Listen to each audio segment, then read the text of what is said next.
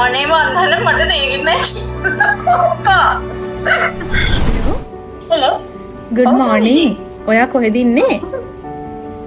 ගෙදර ඉන්නේ කියන්න ස්වාමීනි. මේ මොනවාද පොඩි ප්‍රශ්නයක් තියෙනවා. මේ මොකද්ද? ඔයා චුට්ටක් වාඩි වෙන්නකෝ කොහෙන් හරි. කියන්නකෝ. මේ මොකද දන්නවද මේ අද මට මේ ඊමේල් එකක් ඇවිල්ලා තිබුණා ඔයාගේ වීසා එක ගැන. මේ කවුද හස්බන්ඩ්ගේ වීසා එක ගැන. ඩොකියුමන්ට්ස් වගේක් රික්වෙස්ට් කරලා තියෙනවා ආයෙමත්. මොනවද? ඔයාට හිතන විදිහට මොන වගේ විස්තරයක්ද ඒවල ඇත්තේ? අනේ මන්දර මට තේරෙන්නේ ඔයාට දැන් හිතන විදිහට මොන හරි හොඳ නැති ආරංචියක් ආවොත් මොකද වෙන්නේ?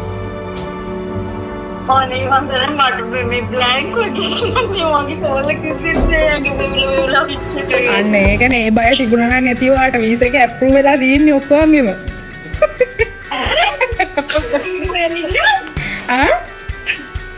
බබාලගේ ඔක්කොම ඔව් බබාලගේ ඔයාගේ හස්බන්ඩ්ගේ ඔක්කොගම අප්‍රූව්. දැන් යන්න තියෙන්නේ බඩු ටික හදාගෙන.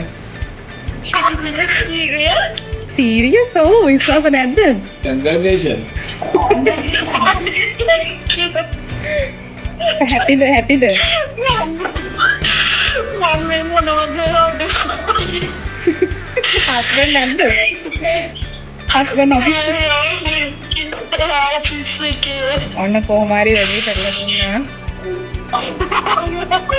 මේ සතියයි සතියයි නේ හරියට. ඒකනේ.